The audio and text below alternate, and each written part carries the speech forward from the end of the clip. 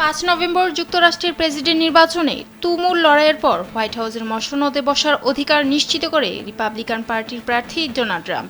এই নির্বাচনের মধ্য দিয়ে যুক্তরাষ্ট্রের 131 বছরের রেকর্ড ভাঙলেন তিনি। ট্রাম্প দ্বিতীয় মার্কিন প্রেসিডেন্ট যিনি এক মেয়াদ পর আবারও মার্কিন প্রেসিডেন্ট নির্বাচিত হলেন।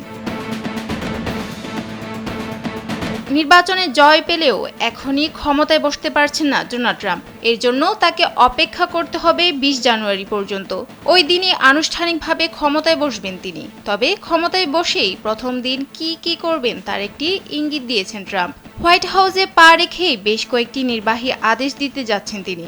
নির্বাহী আদেশ হলো কেন্দ্রীয় সরকার বরাবর প্রেসিডেন্টের স্বাক্ষরযুক্ত লিখিত আদেশ, যা বাস্তবায়নে কংগ্রেসের অনুমোদন লাগে না। ইডেন বে কক্সবাজার সমুদ্র সৈকতের উপর নিজেদের একটি ঠিকানা। মাত্র 5 লাখ টাকায় আপনিও হয়ে যেতে পারেন এই হোটেলের মালিক। মূলত এই আদেশের একটি হবে যুক্তরাষ্ট্রে অবৈধ অভিবাসন ঠেকানো, যা নির্বাচনের আগেই ঘোষণা দিয়েছিলেন ট্রাম্প। এছাড়া অভিবাসীদের বৈধভাবে দেশটিতে প্রবেশের সুযোগ দেওয়ার জন্য প্রেসিডেন্ট জো বাইডেন যে পদক্ষেপ নিয়েছিলেন তা বাতিলেরও সিদ্ধান্ত নিতে পারেন তিনি। বার্তা সংস্থা রয়টার্স এ বিষয়ে জানাশোনা আছে এমন 3টি সূত্রের বরাত দিয়ে এসব তথ্য নিশ্চিত করেছে। সূত্রটি জানায়, ট্রাম্পের নির্বাহী আদেশের ফলে অতীতে অপরাধের সঙ্গে সংশ্লিষ্টতার অভিযোগ ছাড়াই কোনো ব্যক্তিকে গ্রেফতার করার ক্ষমতা বাড়বে যুক্তরাষ্ট্রের কেন্দ্রীয় অভিবাসন কর্মকর্তাদের। একই সঙ্গে বাড়ানো হবে মেক্সিকো সীমান্তে মার্কিন সেনার সংখ্যা এবং এই সীমান্তে প্রাচীর নির্মাণের কাজ আবারও শুরু করবে ট্রাম্প প্রশাসন।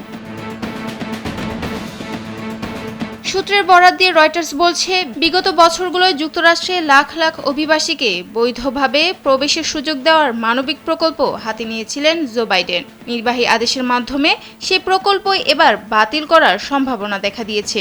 একই সঙ্গে ভিসার মেয়াদ শেষ হওয়ার পরও যারা যুক্তরাষ্ট্রে বসবাস করছেন তাদের যুক্তরাষ্ট্রে থাকা জটিল হয়ে পড়তে পারে বলে মনে করা হচ্ছে।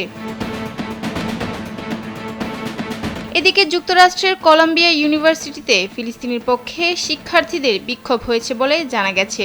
গাজায় ইসরায়েলের হামলা বন্ধের দাবিতে যুক্তরাষ্ট্র জুড়ে ক্যাম্পাসগুলোতে গত এপ্রিল ও মে মাসে বিক্ষোভ করেন শিক্ষার্থীরা।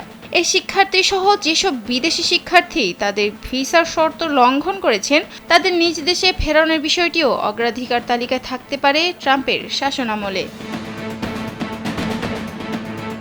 সাদিয়া সিদ্দিকা, কালবেলা ডেস্ক।